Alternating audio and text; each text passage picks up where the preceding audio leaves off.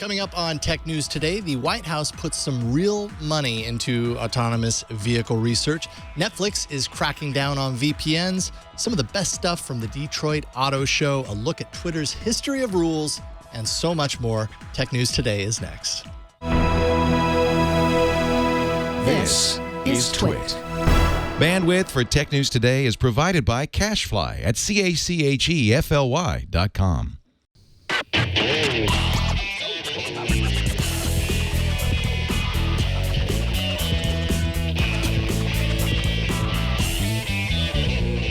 This is Tech News Today, episode 1428, recorded Thursday, January 14th, 2016.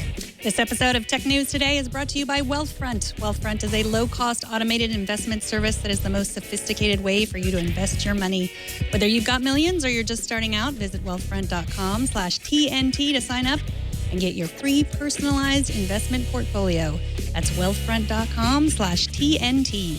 And by the Ring Video Doorbell. With Ring, you can see and talk to anyone at your door from anywhere in the world using your smartphone. It's like caller ID for your home. Right now, get free expedited FedEx shipping when you go to ring.com/TNT.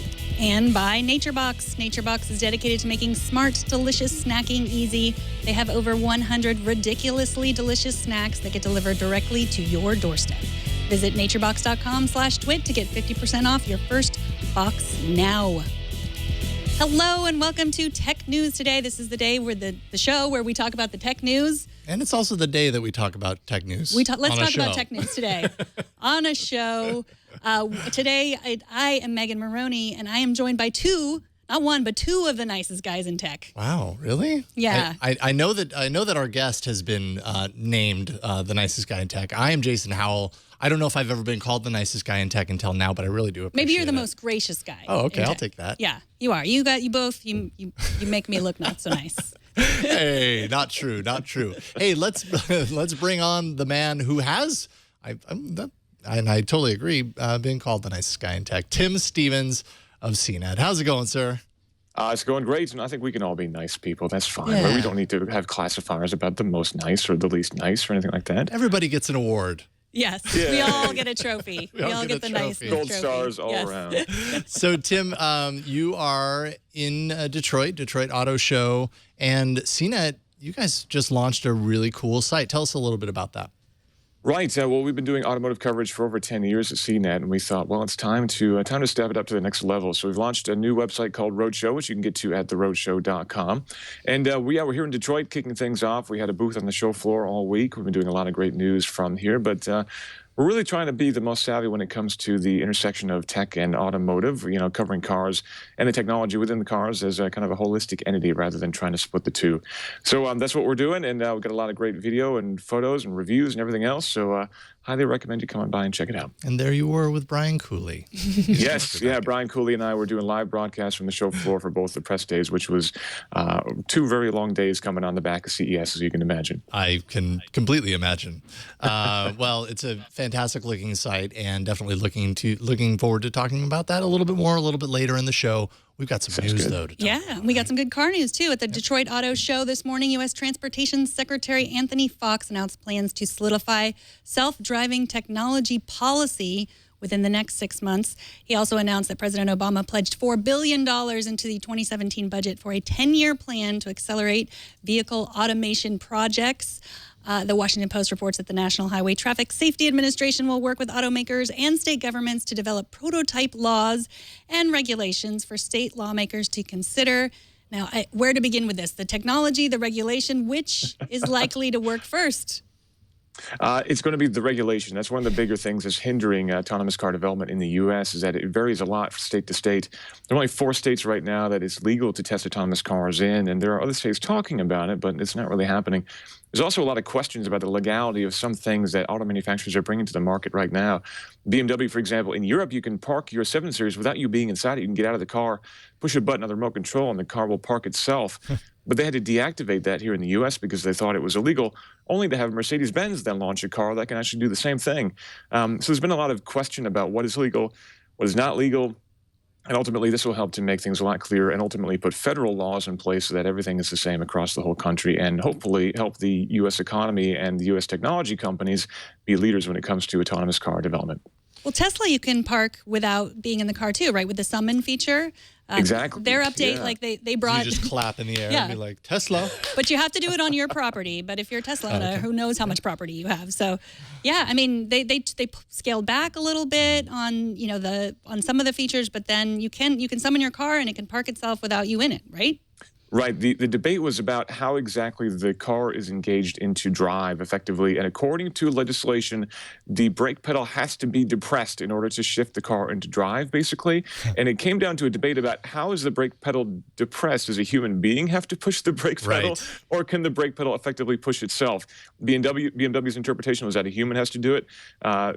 Tesla and Mercedes both said, well, what if we just had the brake pedal push itself? And that was where it kind of came down to. So BMWs are getting an exemption now. They're going to bring that feature to the U.S., and that is good news. But that's just one of those things where it's a little bit unclear exactly what is legal and what is not legal. And hopefully all this will help make everything a lot more clear. Yeah, it's like the difference between depressing a brake versus activating a brake. Like depressing actually involves some sort of like force that's involved versus, is that what they're really looking for, or are they looking for just the fact of it happening at all in some way, And I can just imagine the debates going on in German boardrooms about what exactly this legislation means and how they can get around it and how they can figure it out. I'm sure it went on for a very long time. So with all this programming, hopefully that'll help. But ultimately, the investment going forward as well should also help making some investments for things like vehicle-to-vehicle and vehicle-to-infrastructure communications so that cars can tell each other about problems on the road. And those sorts of things will help us to move forward when it comes to autonomous driving, which, again, is going to be a huge boon for the economy if America can establish itself as a leader in that area. And just demonstrating safety, obviously, at the top. Fox was saying they're looking for demonstration of equivalent or higher level of safety than what we have now. We were talking just yesterday, actually, about Google and their self-driving report and, the amount of disengagements where a human had to kind of take over control. They crunched the numbers and everything. And in that case, and what was it? It was like, standard accidents would be 1.9 out of a million. In this case, it was like 30 out of a million. That is definitely not less or the same. That is much more, actually. So in that one isolated incident, it seems like there's a way to go before this would have mass kind of acceptance. Yeah, we definitely still have a ways to go, but we saw some other announcements here at the show that are relating to that. Ford, for example, showed off an autonomous car that works in the snow, which is the first time we've seen that. The Google car has never seen snow and is still a long way away from being able to work in the snow. But ultimately, there are, I think, of all accidents, 90% are caused by human error. And it's hard to imagine us not being able to develop cars that can drive more safely than humans. Yeah, it's going to take a while for us to get there, particularly if you're talking about a car that can cover every single situation that is ever going to be thrown at it. But starting, in limited environments, either on the highway, which is a relatively controlled environment, or in urban areas, that's a relatively easy nut to crack. And it shouldn't be that long before we have cars that are safer than human drivers on average. Sure. I know Google's doing a really good job of just, saying how they're testing everything. At Halloween, they had all the Google employees' children parading in front of the self-driving cars in costume so that a car would know, okay, that's not a child, that's a child dressed up like a minion, So it's like they tried everything to show us at least. They have some good PR to show us that they're doing their best to put it into all kinds of crazy situations. But man, if that didn't work, that would be a disaster. Right there. Could have been a bad. Yeah, that could have been bad PR. The whole adage of any news is good news or any publicity is good publicity. Not the case in that scenario. Netflix is about to play the role of enforcer by preventing people from using VPN or proxy connections to access its service and its region-restricted content. Users will be able to access that content only in the country that they are currently located and living. In related news, well, kind of actually, you know what? I'm not going to jump quite to that quite yet. But this is very interesting because Netflix, obviously, it's not everywhere. They've certainly done a lot to kind of expand its numbers across the world, 190 nations at this point.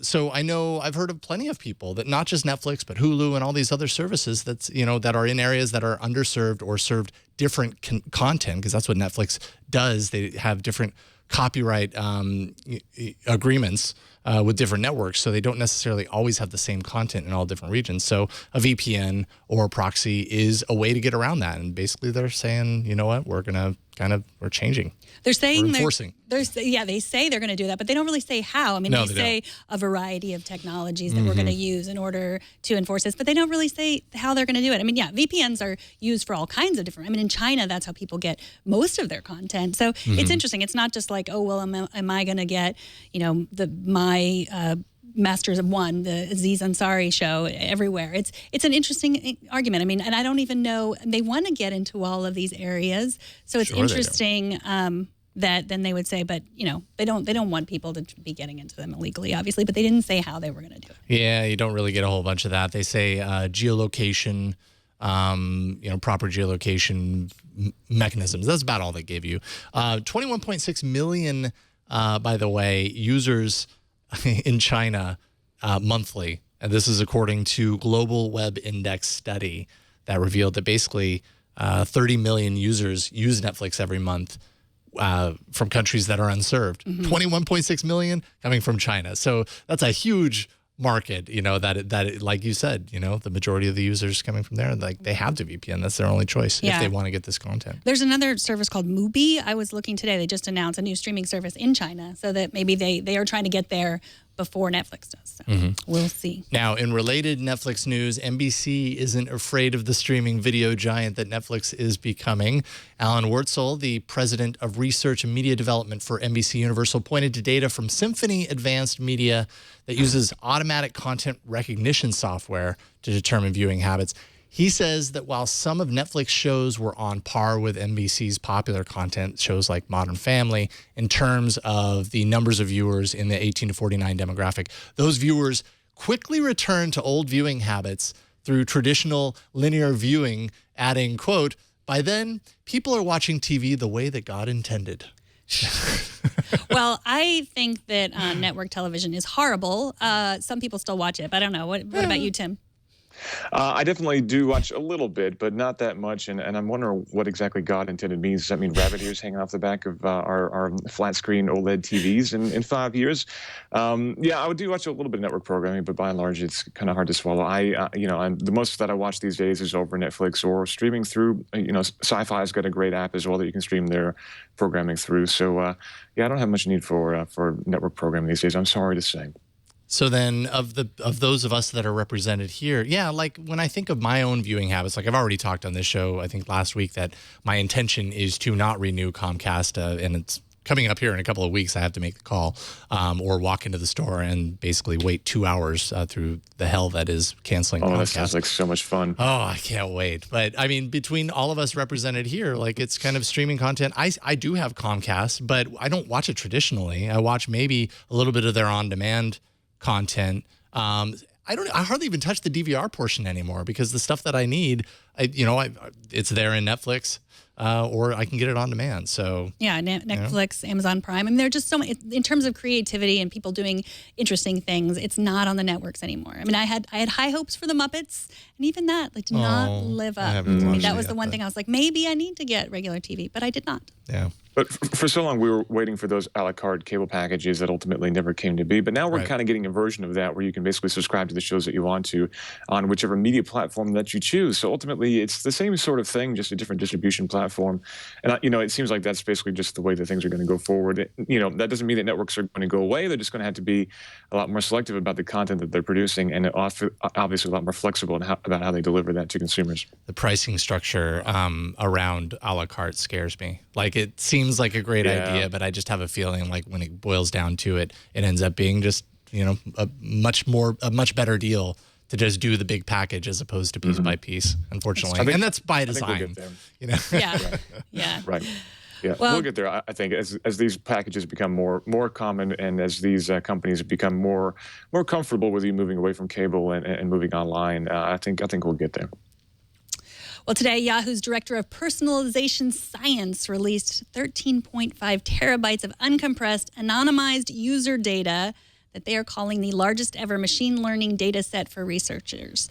Data scientists at Carnegie Mellon and University of California in San Diego and the UMass Amherst Center for Data Science will use this data for independent research in the fields of large-scale machine learning and also use it for recommender systems so we can find the content that we really want, I guess, and help level the playing field between industrial and academic research. This is like one of those things. You know what it is? Like when I start hearing like this whole recommendation engine, blah de blah, I kind of glaze a little bit because at this point I feel like recommendation engines hardly ever have worked for me personally, and I guess that's why this is a good thing, right? Like this is an insane large data set with which that students at universities and researchers at universities can actually get to work on and make something really effective. But I just haven't been that impressed. So like when it comes to recommendation engine, I'm almost like over it at this point. Like, yeah, you're going to have all this data. It's still good. Your recommendations still aren't going to truly match the nuance that, is inside of us as far as what we prefer and what we don't. I found that Netflix is pretty good in this area and actually did similar programs like this where they exposed anonymous data, allowed researchers and other people to kind of play with it and figure out better algorithms for them to use. But the data set that Netflix is working with is so limited compared to what we're talking about here for basically the entire internet versus just a set of movies and actors and directors and genres and so on and so forth. So, yeah, I'm curious to see what they come up with here. And I'm also curious to see if somebody can kind of reverse engineer this and figure out what these anonymous profiles are. I wouldn't be surprised if some of that happens as well. Right, because that's been revealed many times that even when data is anonymized, there are ways to match it against other data sets and have that be very, very informative as far as who that's pointing to. I will also point out, actually, and this is kind of the other side of this, is, if it's recommendation engines, that's one thing. Google had the, let's see here, open source TensorFlow, and that's the brains kind of behind a lot of the really cool stuff that Google Photos is doing with its search, Gmail Smart Reply that, reads through your email, machine reads and through your email. And tells me to reply to you. When you say your daughter's sick, I'm not supposed to say, you jerk, don't come to the meeting. Instead, I'm supposed to say, I hope she feels better. She feels better, which that was an actual email it was. So that stuff's cool. It is great. I mean, and that ends up being cool. pretty useful. Yeah. It's just the recommendation aspect of it feels kind of shallow, in my opinion. Yeah, I think for other things. Open sourcing all this information is interesting, but I completely agree that it is. I don't know if it's really anonymous. There was a report in Motherboard today that said it is not anonymous. I didn't look into it enough to really see, and we can talk about that. But it is. Yeah, it's there's so much data, and it's nice to be able to use it. Yeah, sure. Times are changing at Foursquare. Today, the company announced that CEO and co-founder Dennis Crowley will be stepping into an executive chairman role at the company, with Jeff Gluck, former COO, stepping in as the new CEO. As well, the company closed a $45 million funding round and cut its valuation nearly in half. Jeff said on Medium that Foursquare is going to continue making consumer experiences richer and informing business solutions, which kind of makes it seem like Foursquare is going to kind of be focusing more on the B2B side of things, maybe a little bit further away from the consumer side of things. I don't know. I stopped using Foursquare a long time ago. I feel like the whole location-based thing is so well covered in so many other areas that it's kind of hard for a company like Foursquare to really stand out. What do you guys think? Yeah, I'm with you. I think that Google Maps, for example, includes so much of the functionality that you needed here that that's built on every Android phone. So the need to install another app to do a lot of that is obviously reduced. And then you've got other functionality too for restaurant recommendations. There's so many other apps. It's so competitive right now. And plus, the gamification thing that Foursquare added just it seems like that petered out too. So, yeah, I don't know. I wish them success, but I think it's a rocky road ahead for them. It is, to me, it's an example of what's going to happen to those smaller apps, those smaller companies. Like, are they going to be able to survive against the Googles, the Apple, the Facebook? Are we really coming down to another place where it's just these big companies and it's very difficult to compete against them in these areas? Yeah, this could be a matter of Foursquare kind of prettying up for a potential sale. You know, doing the things that it thinks it needs to do to be appealing to a possible, buyout or something like that. Maybe that's a good exit for them at this point, because I don't really see much beyond that in its current state. You know? Well, they have a new unfortunately location system, Pilgrim. It's able to place users at locations with confidence, even if they don't check in. That sounds like stalking to me. Sounds like GPS to me. Well, placing, like telling your friends you are somewhere just by your previous behavior, that's kind of creepy. Yeah. Well, Google now does that time too. They do? They say where you are going to be? Yeah. Even if you're not there. Mm-hmm. Just because what it does is it actively, you have to opt into it, but it monitors your location behavior. And so, on Wednesday nights, you get a notification at 4 that says, oh, that dance studio's over here, you want to leave in 10 minutes to get there because you normally go there at 4:30 or whatever the case may be. So, yes, it's always Google creepy does that. when I get a request to leave a review for a restaurant that I went to without ever telling any of my apps that I actually was going to that restaurant. But Google now just sort of figured it out because I was walking there. I stayed there for a period of time during a meal time. And then it's like, hey, you should review that restaurant you ate at. How do you know that I was there? Quit making me work, creepy. Google. I know. Yeah, that's a good idea for a wearable that knows what's in your stomach, whether you ate or not. Oh, There we go. We don't have to count calories. Our stomach's doing it for us. Right, yeah. just take the humans out of the equation altogether, and all these happy services will be much better off. Oh, So totally. true. Well, Tesla has started shipping its home battery called the Powerwall. That's the rumor, according to Electric, an electric car website brought to you by the folks behind 9to5Mac. An Instagrammer posted photos of the custom crates for the battery that the company promised in the first quarter of this year. So I guess they are on their way. Tim, I think we talked about these when they first came out. Yeah, a long time ago. What are your thoughts on these now? It's definitely an exciting future, an exciting trend here. I really hope that these kind of spread quickly and hope the cost comes down a lot. But basically, there are two different models designed to act as effectively as a home built-in generator, effectively for your home, or to replace the need for a built-in generator, I should say, or to also kind of augment and kind of buffer the power that you can get from a solar cell or something like that. So, the basic idea is just a big old battery pack strapped to your wall that you can use to either fill in gaps or fill in peaks and valleys of power creation and consumption. We've been waiting for this for a long time. They've been promised for, I think, well over a year now at this point. So they're finally shipping is great. They are quite expensive. I don't remember the pricing off the top of my head. I think $3,000 for the 7 kilowatt-hour Powerwall, and I don't know what that means. Which is quite a bit. I mean, that's the cost of a really top shelf whole home generator at this point, which is quite a bit. And of course, these are not going to last as long as a generator could in theory. But if you need to fill the gaps and valleys again of power outages, and you want to do so in a more environmentally friendly way, in a more high-tech way, of course, too, this could be a good way to do it. But these are again just shipping. We'll wait to see exactly what kind of impact they have and exactly how well they integrate into your home's grid and to your power system overall. 10-year warranty I just saw there. So that's a decent lifespan if that's all you get, I suppose, for $3,000. I don't know. I think there were a lot of the crunching it out loud. I don't know if it is. But. The criticism was like these are for really rich people who love the environment and want to show it to everyone. And speaking of the really rich people who love the environment and want to show it to everyone, Tesla had some other news. They have a new version of their Tesla that will have synthetic seats instead of leather, so no cows will be harmed in the creation of these new Teslas. They already had cloth. And cloth does not come from cows, but that wasn't nice enough, I guess, for some people. So now they have the Tesla for vegans with the synthetic Is that what they're calling it? No, okay. I don't think so. I think that's what the internet's calling it. I myself am not a vegan. I am a pescatarian. So as long as it wasn't made with fish, then it's fine. That would probably... Or as long as it is made with fish. It isn't made. Right. As long as... Go ahead and make her seats with fish. It's okay. Would but be fine for me. Yeah, just not cow. Yeah, I'm right. pretty sure a seat lined in fish scales would not be comfortable. And it would probably kind of shed on you, too. Yeah. So you don't want But that. it would be, you probably just hose it down if it got dirty, which would be all right. I'm guessing they're using Alcantara here, which is basically synthetic suede that actually has been used in the automotive industry for quite a while now. It's like it's really durable. It feels like suede, but it's not really trying to be a fake suede. It's got its own look and feel that actually is quite nice. So, I'm definitely all in support of manufacturers giving options for people who don't like to buy leather or leather goods. And I think, especially given Tesla's customer base, I think that makes a lot of sense for them. Absolutely. Samsung just landed a big deal with Qualcomm to become the sole manufacturer for its upcoming flagship mobile chip, the Snapdragon 820.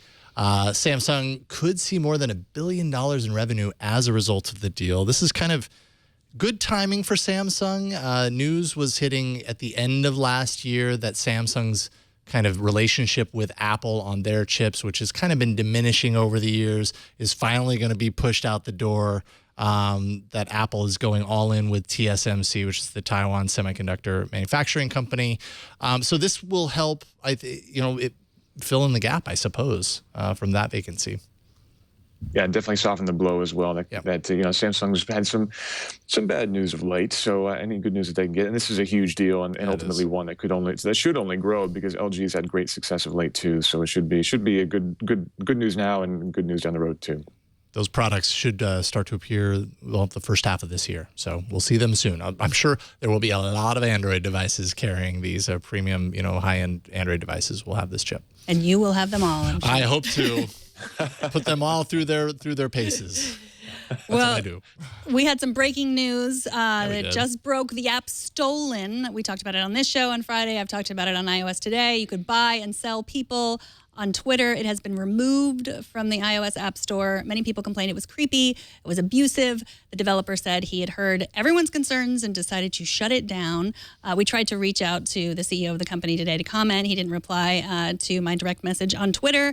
There are a lot of big questions here about this app. I did find it creepy. I did use it, and then I would buy Leo, who I know, we've known each other for so long, and we offend each other every day. It's part of our job. So I knew that, he wouldn't be offended and I wouldn't be offended. But then, who we interviewed last week, Selena Larson, I was like, oh, that sounds creepy for me to buy or sell her. And she was like, oh, I don't care. But some people were really offended by it. So I don't know. What do you guys think about this buying and selling people on Twitter? I haven't used the app because I'm on Android, second-class citizen when it comes to app releases sometimes.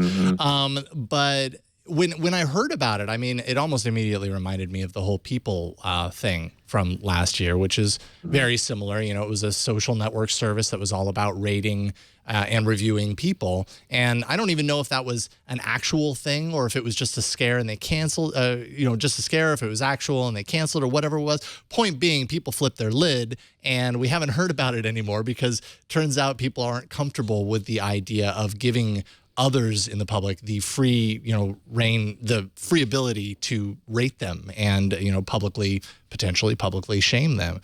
This sounded similar, but it sounded maybe a little bit less kind of pointed in that regard. Hey, it's a fun game. Everybody that's playing is in on it. I suppose the problem there is that there's no real opt out. It's just that if you exist on Twitter, you will be rated. You're part of the game. And I think that kind of concerns people when it comes to giving people the freedom to talk freely about how much they like or dislike you. And frankly, I think that not everybody is as well connected and as into the news as we are too. And I think there are probably some people who don't really understand what that means and what that meant to be stolen through the app. So, I think there's probably a little bit of misperception there. Like a lot of people don't understand that all accounts on Twitter are parody accounts, that kind of thing. So I'm guessing there were some concerns around that too. But yeah, I am also an Android user and second-class citizen, so therefore I didn't really get to play with the app myself either, to my great regret. Yeah, I think this brings up bigger questions about apps and who's creating them. And I know some people who were upset interviewed the creator, and he said, well, I had no idea people would feel that way. And they tried to use the word stolen instead of bought, but they just put language in there. And I think that this happens a lot, where the people that are creating apps don't really see the ramifications or how some people can take it. And people will take things differently. I just thought, oh, well, this is fun. I like Jack Dorsey's beard that's a fake Twitter account. I bought that and I thought that was hilarious. But I get it, I totally get it. But I want to hear what you guys think out there. I'd love to hear it. So you can email me directly, Megan@twit.tv. You can email the show at TNT@twit.tv. Let us know. Did you think it was a harmless game? Do you think this is abuse? Am I missing some huge part of this that I need to hear about and share with us? So send me an email, or Jason, if you want to talk to Do it. Send it in to us. And you know what? We'll put you on the show. We'll read your email. We'll tell everybody what you think. Hopefully you're okay with that. Hey, you, Amazon Prime List person.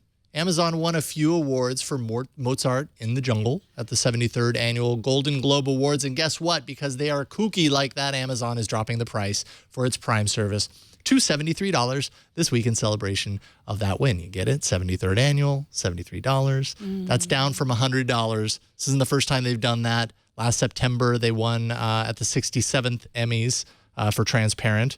And guess what? They dropped the price to $67. So this is more just like a, hey, if you aren't on Prime, you should be. And it's pretty cheap right now compared to what you would normally spend, because Prime is awesome. It has a lot of... Yeah. Prime is awesome. Prime is addictive, especially now that they have 20% discounts on video games too, which is kind of... oh, wow. I heard about that. Kind of dangerous in my opinion. But yeah, if you're not on Prime, I mean, come on. It's one of the best values in tech right now. Yep. Agreed. Well, after the break, Tim will tell us about his favorite cars and about a brand new CNET project that just launched. But first, let's take a minute to thank the first sponsor of this episode, Wealthfront. You know that you should be investing your money for the long term for you or your family's financial health, and you've probably wondered how you should do it. Trying to do it yourself, especially the right way, is complex and time-consuming. Luckily, there is Wealthfront. Traditional advisors charge huge fees, between 1% and 3% of what you've got under management, plus hidden fees for transactions and for changes. Wealthfront makes it easy for anyone to access world-class long-term investment management. You can get started investing today at a minimum of $500. It only takes a couple minutes to sign up for an account at wealthfront.com. It goes right to work, monitoring your portfolios round the clock and taking action as soon as an opportunity arises. Their seamless software optimizes your investments for the best risk-adjusted return, net of taxes and fees. Now, we've heard from many Twit fans who have used Wealthfront, and they love how they can diversify their portfolios and buy stocks from in-demand companies like the companies that we talk about on the show all the time, Apple and Amazon and Facebook, all commission-free. Wealthfront is transparent and accessible. You can view all your accounts in one place, whether they're personal, joint, or retirement. You can also see every trade that Wealthfront makes on your behalf in your dashboard, on your desktop, with their mobile app. Their sophisticated investment strategies like tax loss harvesting and direct indexing optimize your after-tax returns while simultaneously lowering your tax bill. With Wealthfront, you pay 0.25% a year. That's 25 basis points, 0 commissions, and no hidden fees. That's less than $5 a month to invest a $30,000 account. There are no additional charges for any of Wealthfront's services. Wealthfront manages over $2.6 billion in client assets, and it's grown over 20 times in the past 2 years. So what are you waiting for? Invest in your future today with Wealthfront. Visit wealthfront.com/TNT to sign up and get your free personalized investment portfolio. You'll see the customized allocation they recommend for your profile. And just for Twit listeners, if you sign up to invest, Wealthfront will manage your first $15,000 entirely free of charge for life. Join the many Twit fans who have seen huge success with Wealthfront and claim your offer today at wealthfront.com/TNT. Excelente. All right. If there's one man I know will probably always be in attendance at the Detroit Auto Show, it's Tim Stevens. Okay, CNET's Brian Cooley also, but still, Tim, I know you were there this year. Tell us about a few of the cool things that really caught your eyes this week. It looks like autonomous functionality has been a huge thread, to say the least. It's definitely been a big story, and it's great to see not only reports of autonomous functionality coming down the road, like I mentioned before, talking about his car that works, a fully autonomous car that works in the snow, but also we saw 2 cars here that are talking about autonomous functionality coming to the road this year. The first is the Mercedes-Benz E-Class, which is Mercedes' mid-tier car. You know, it's not their most expensive car, not their cheapest car, but they're using this as a platform to show off a lot of cool new technology. The most talked about functionality being semi-autonomous functionality, pretty similar to what Tesla has in their cars, where the car can go up to 80 miles an hour on the highway and effectively drive itself on the highway. It'll speed up or slow down based on traffic around you. It'll even read speed limit signs with the cameras built into the car. And so if you have your cruise control set and you come out to a slower speed limit, the car will slow down for you and potentially save you a speeding ticket, which is a good thing. You can change lanes just by hitting the turn signal, again, a lot like the Tesla Model S. And ultimately, it's a really advanced, really impressive car. Now, this is semi-autonomous, so the car is expecting you to keep your hands on the wheel and still be paying attention. In fact, if you take your hands off the wheel, it'll start beeping at you, which is, it'll keep you warned and make sure that you are paying attention. And unlike the Tesla, you cannot turn that beeping off, which honestly is probably for the best. But that's great to see that is, again, coming to dealer lots this year. And again, not on Mercedes' most expensive car. The other car that has similar functionality to that is the Volvo S90. Again, up to 80 miles an hour, it'll do cruise control on the highway, basically speed up or slow down based on traffic and steer around corners. But the difference between these two is that the The S90 from Volvo should be a little bit more affordable, and also that's going to be standard functionality on that S90. Every single S90 on the road will have this functionality built in, which is great to see. It's also an absolutely gorgeous car. This is a car that's it's really telemarking Volvo's new design language that they brought to market with the XC90 last year. It's a gorgeous looking car, and it's got some great technology built in. So I just drove the XC90, which actually was our pick for car of the year. We had our first Shift Awards, which is where we gave away our picks for best tech and things like that last year. And the XC90 from Volvo won our car of the year. So I think the S90 is a strong contender for 2016. It's a sharp-looking vehicle. Now, when you say that it's monitoring the road and it sees, the change in speed limit, like how far off in the distance is this happening? Like, is it the second it recognizes it, it starts to ramp down? Do you happen to know kind of at what tempo that happens? That's a big question that we weren't able to get a lot of clarity on. I'm also wondering if you can set maintain 5 miles an hour over the speed limit, right. or something like that, which I'm guessing is what they'll allow you to do, because these systems will read the speed limit, of course, and they'll know that you're speeding, but they will allow you to go faster. So I'm curious how that interaction works too. But no, it's unclear exactly how quickly or slowly the car will decelerate. I'm guessing it'll gradually make the deceleration when it recognizes that sign, and it can see quite a ways down the road. I guess at least 100 yards, if not more. Right. Now, we did talk last week a little bit about the Bolt, which made news during the CES news cycle. Tell us a little bit about what you saw here. Right. So the Bolt was unveiled formally. It's B-O-L-T, not V-O-L-T. It was unveiled formally in Las Vegas last week. But we got a little bit more details about that car this week. That car will support fast DC charging, which means it'll get a 90-mile charge in just 30 minutes, which is a pretty good deal if you want to make a longer trip in the car or something like that.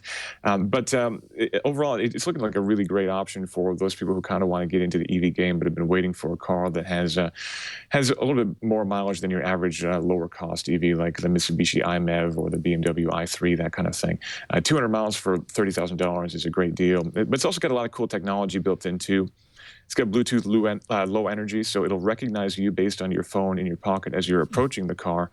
It'll personalize the interface in the car based on your settings. So you can go and you can customize the UI in the center of the console there. You can choose your favorite color. You can choose widgets and drag them and drop them around. And when the car recognizes you, it'll have that ready to go. So as soon as you get in the car will be paired to your phone and ready to roll.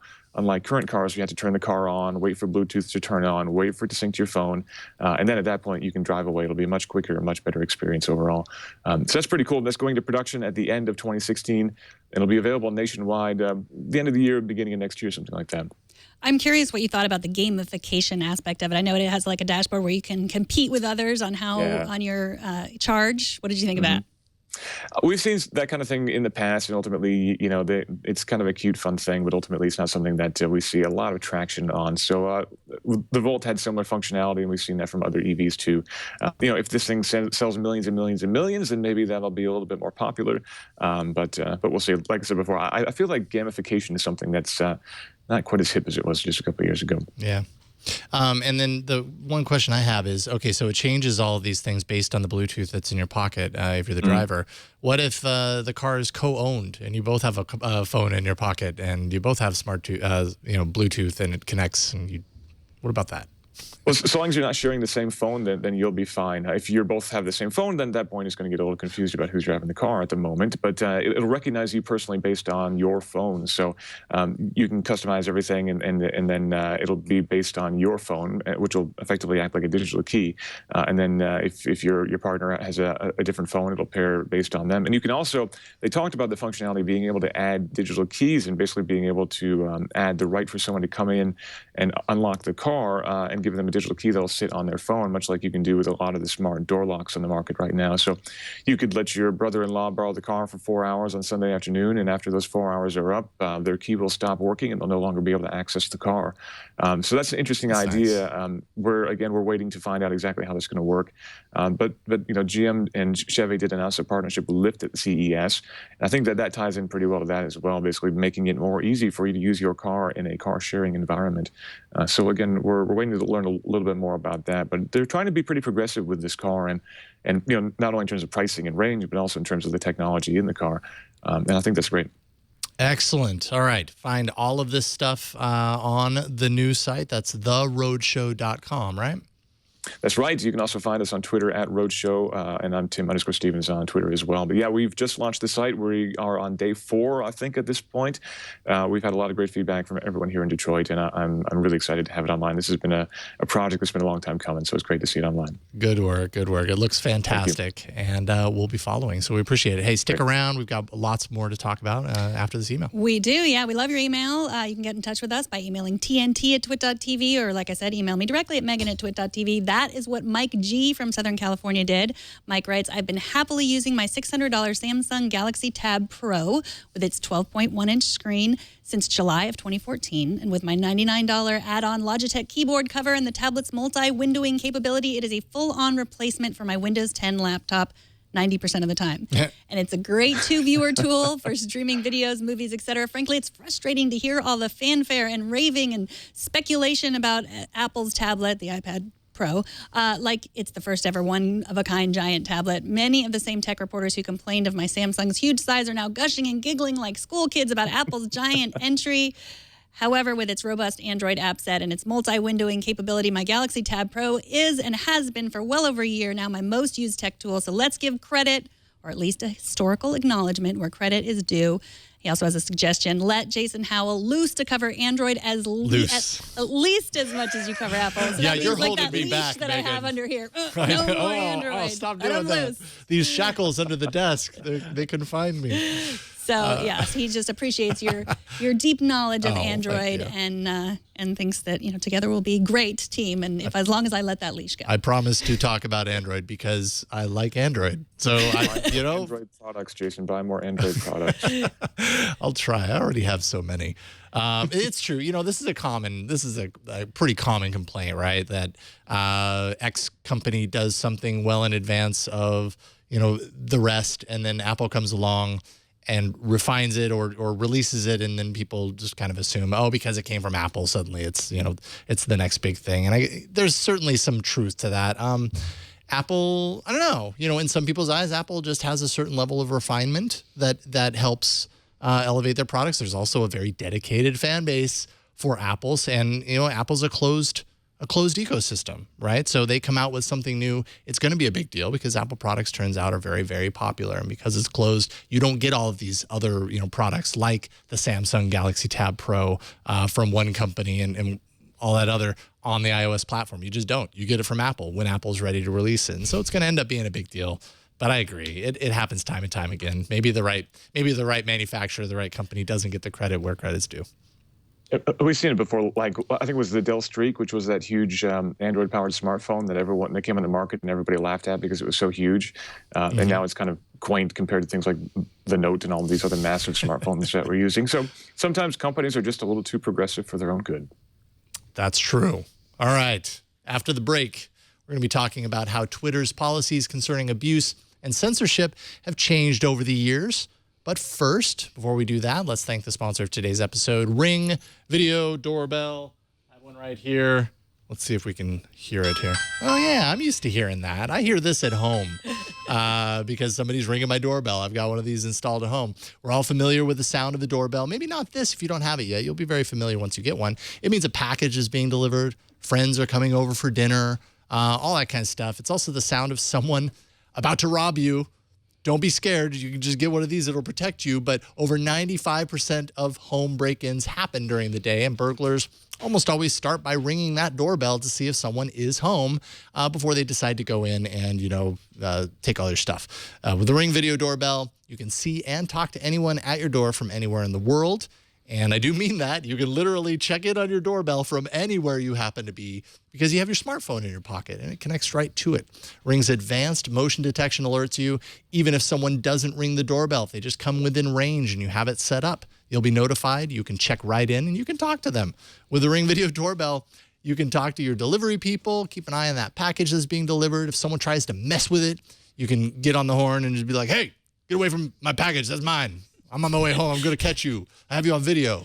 It's like having a neighbor keep an eye on your home 24/7, except that neighbor is you with an angry voice. It's super cool. It installs in minutes. I did it myself. Megan's children installed your Ring Video Doorbell. It's a good engineering lesson. Yeah, hey, no doubt. It works with either your current wiring or a built-in rechargeable battery that's there that charges for up to a year's worth of use, depending on how you have it set up. Put your mind at ease and protect your home with the video doorbell. Time Magazine and USA Today named one of their top 10 gadgets of 2015. It really is that awesome. Go to ring.com/TNT for free expedited FedEx shipping. That's ring.com/TNT. With Ring, you're always home, even when you're not. And we thank Ring for their support. So while many of us were out on our winter holiday relaxing, Twitter unveiled new rules that they claim were designed to fight abuse and protect the freedom of expression. Today, Sarah Jeong, contributing editor at Motherboard, took a long look at the history of Twitter's community rules and how they've evolved over time. Welcome to the show, Sarah. Hi. So how did the original rules, how did they most vary from what they look like today? Well, the original rules were much shorter, less than half the length they are today. They also have very little to say about speech. The original rules did prohibit, for example, posting people's addresses, infringing copyright.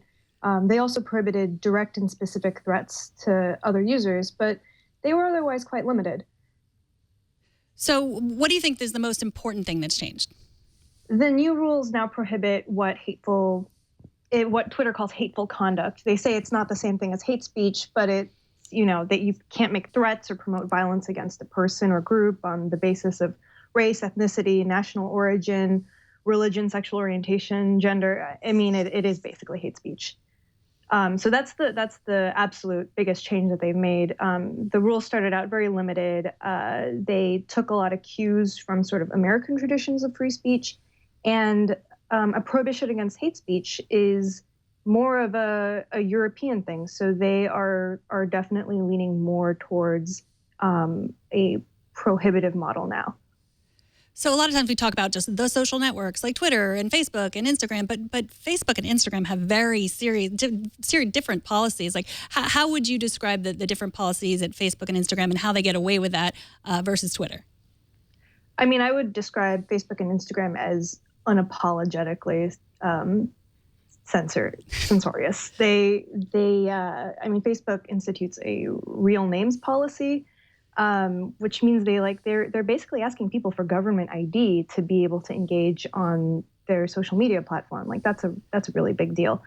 Instagram and Facebook do this thing where you can't show nipples, and that's really bizarre. Also, It's definitely a very American thing. Europeans don't really understand this. It's also really random, right? Because it's like female nipples aren't allowed on these social networks, but male nipples are totally okay.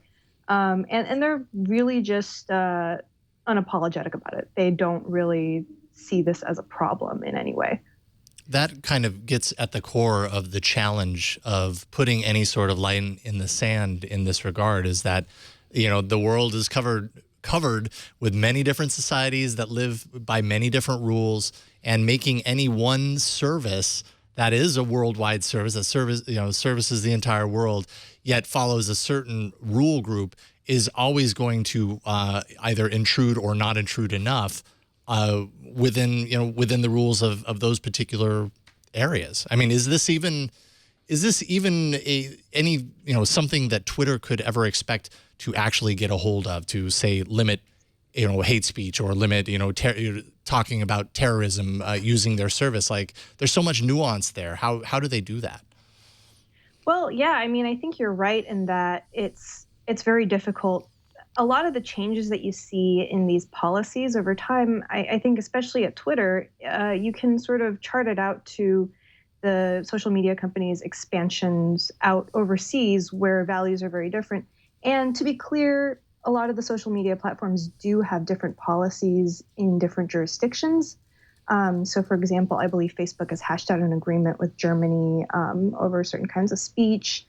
In France, there's actually a law that gives people the right to post certain kinds of content. So there's, I think, a lawsuit against Facebook going on right now where a woman's post was taken down, and it was like a post of art, and there was a nipple in it. And so she's, I believe, suing Facebook right now. So the policies on these platforms do differ from jurisdiction to jurisdiction. Sometimes they come under fire for making those differentiations. For example, Twitter came under fire for enforcing this anti-blasphemy rule in Pakistan for a bit, and then they backpedaled on that. But that said, like they change because they are expanding out to these different places with different values, and it's really interesting to sort of watch the clash between what are frankly obviously American values and the rest of the world. Yeah, I completely agree. So I know that that Twitter gets criticized all the time for being an easy place to use Twitter to abuse people, women, and minorities, and so do you think that just as a result of all that criticism, they're becoming more censorious, like Facebook and Instagram? I do think so. I think that they are trying very hard not to be. I think that internally the company identity is still, they want to believe that they are for free speech. And a lot of, I think they like genuinely believe this. But it's hard, right? Like they are imposing more restrictions and they're doing it, they've been trying to be thoughtful about it. And I do think a lot of it is in reaction to growing awareness of online harassment, particularly the online harassment of women. So what do you make of the story that broke today about the Florida woman who is suing Twitter? Her husband was killed by a terrorist in Jordan, and she says he wouldn't have been killed if Twitter hadn't given ISIS a platform. And that's a whole other issue that Twitter is dealing with right now. So what do you make of that story? I mean, it's really sad, right? I mean, her husband is dead, and that's a terrible thing. But ISIS killed her husband, not Twitter. And the lawsuit is alleging that Twitter is materially supporting terrorism, and just because ISIS is on Twitter doesn't mean that Twitter is materially supporting terrorism. And to be clear, the government isn't claiming that Twitter is supporting terrorism. This is a civil suit, not a criminal suit. I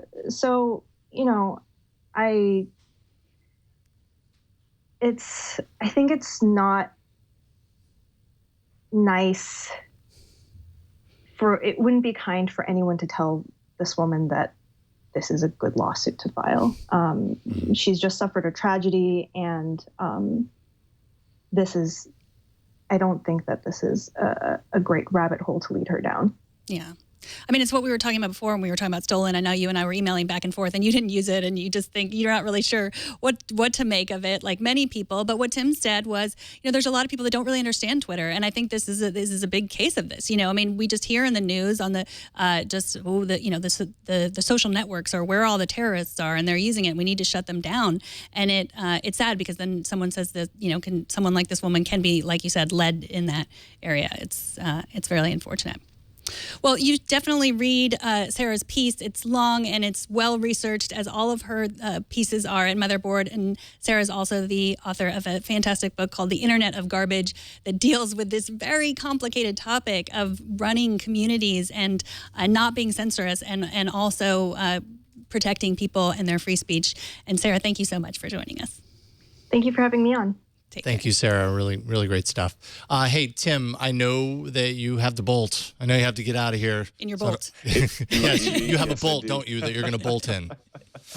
Absolutely. I need to get going as well. Thank you. Right on. Really appreciate you sticking around and joining us on the show today. I guess this is kind of your opportunity to point people anywhere. I think I know where you're going to point them, though. Probably, yeah. It'd be not a bad place to go to check out, which would be theroadshow.com, or follow us on Twitter at Roadshow. And I'm Tim_Stevens, as ever. But if you love automotive, beautiful pictures of beautiful cars from the show floor here in Detroit, check out the site. And we've got a lot of great video content coming over the next few days. So be sure to follow us. Excellent stuff, Tim Stevens. We really appreciate getting you on, and we will have you back soon, man. Take care of yourself. Very good. Thanks again for having me. All right. Take care. Bye-bye, everybody. All right. Hey, the TNT fan of the day could be you, but then, of course, you have to send them in to us in order for that to happen, kind of like the lottery. You can't win if you don't play. Stan Cook played the TNT fan of the day lottery, and today he wins. Here it is. How Stan watches TNT on his iPad Pro with a Leo Laporte bobblehead. watching us. This is from the 11th. We had Selena Larson on. There we go. See, watching on an iPad. You can do that too. Show us how you watch or listen to the show. Just record a video, take a picture of yourself or your setup, post it to Instagram, Google+, Twitter, Facebook, Peach, whatever you got, and use the hashtag HowIWatchTNT, all one word. And hopefully we shall find it from there. We'll certainly try. And after the break, we will take a look at the claw. But first, this episode of Tech News Today is brought to you by NatureBox.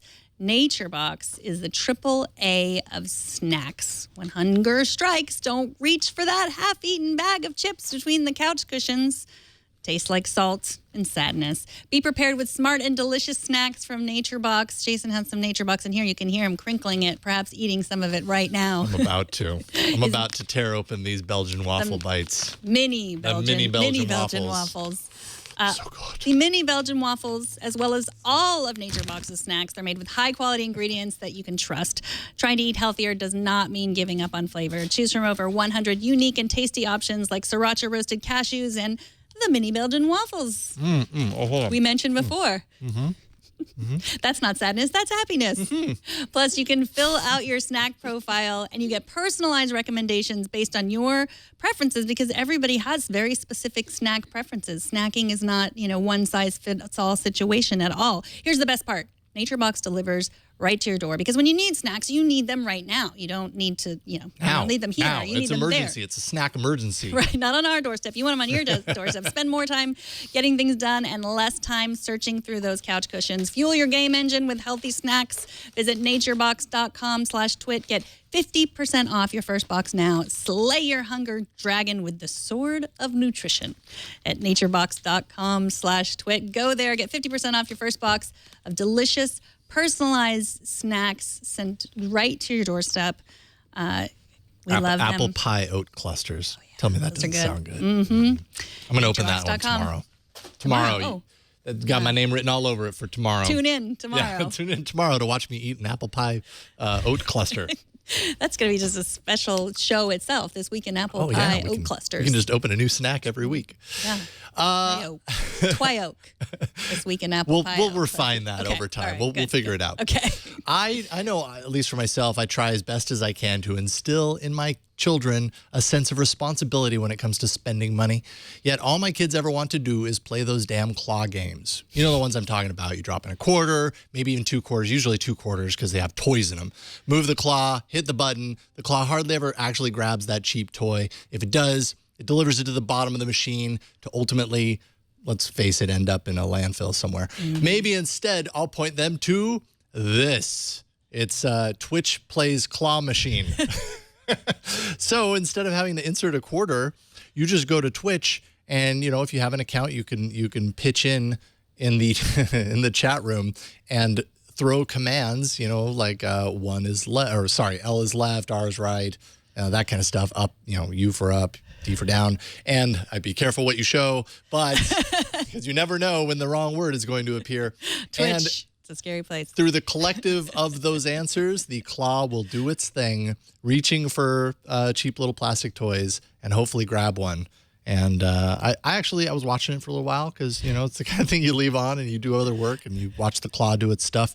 And the toy did grab a couple of toys. And when it deposits it, gets this nice little animation and says, the monster has been fed. So the claw actually got some toys. Oh, yeah. Were they good toys? No.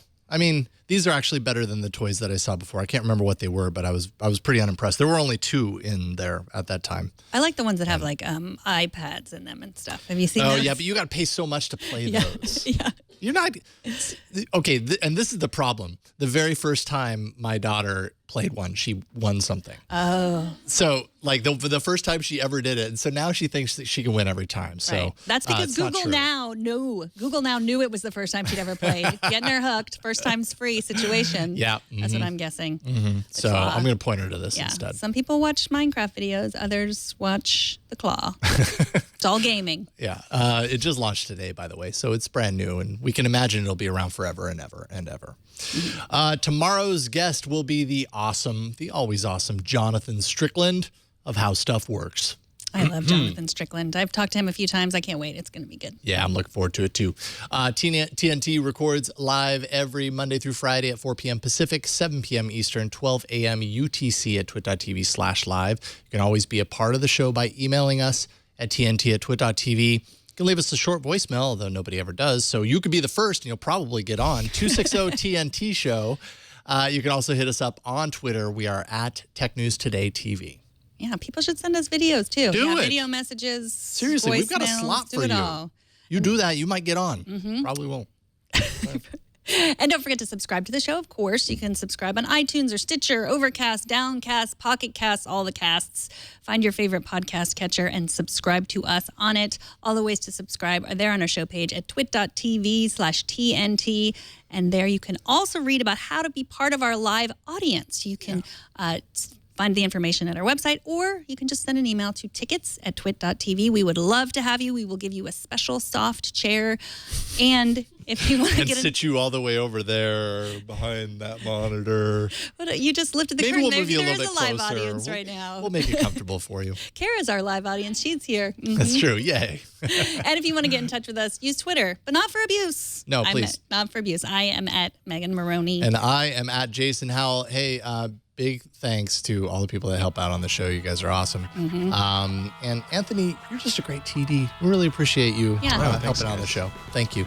That's it for this week. I forgot what the last thing was. We're going to see you tomorrow where we talk about more tech news. So we'll see you then. Bye, you guys. Right. High five. High five.